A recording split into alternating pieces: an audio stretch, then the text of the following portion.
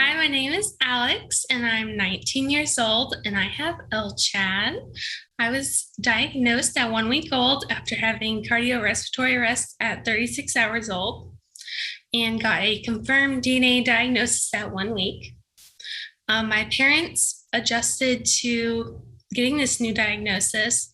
I think they took on all the information they could and kind of rolled with the new adventure that they were about to go on. I was a pretty normal kid. I would basically act like a car. I would fuel up with my Gatorade and then go.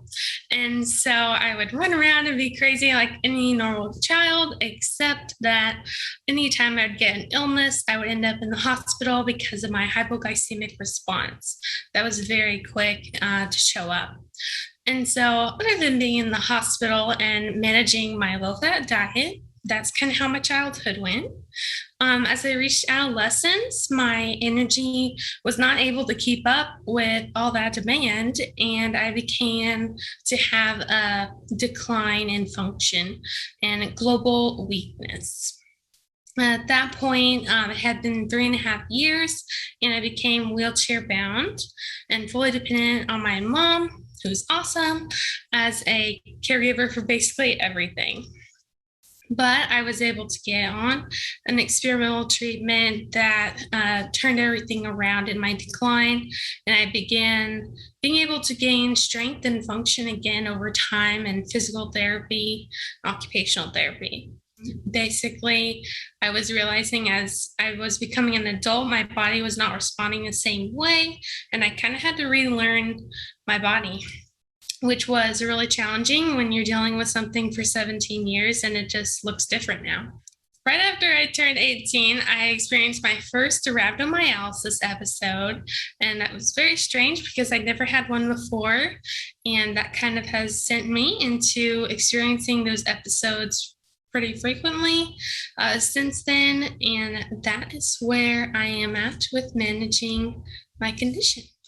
So throughout my life, I always knew I had LCHAD for a reason, and I didn't really see that until I got older. But I've basically been able to kind of end up being an inspiration to people, even though that was not the intention. But when you come wheelchair bound and you're still going to accessible theme parks and things like that, I want to still live my life no matter what this disease brings. And so I think that's the mindset that I've taken on. And I think people see that and that I'm just here to live a joyful life and not let LCHAD bring me down. I am a college freshman and I'm trying out the college thing for the first time. I'm so excited to work my way through college to hopefully become a certified child life specialist in the future. Also, now I'm looking forward to getting into some more research trials and things that are becoming available, which is super exciting. Basically, I know I have limitations, but I work within those limitations to still live my life and have a social life and keep doing the things as a normal teenager would do. I would say to others who have the same diagnosis that it's going to be a bumpy road, but we have like a whole community out there that we just can support each other all the way through it. It has helped me, the community of people, to just know that someone else out there understands what I'm going through, and that anytime I want, I can just text my friend and be like, I'm stuck on the couch. And they're like, guess what? Me too. And so that is something that, even though you might feel alone sometimes in your journey of finding your diagnosis or getting your diagnosis or just managing life after diagnosis, we're all here for you in the community, as well as you can do it, because whether we expected that or not, that's what we have. So make the best of it.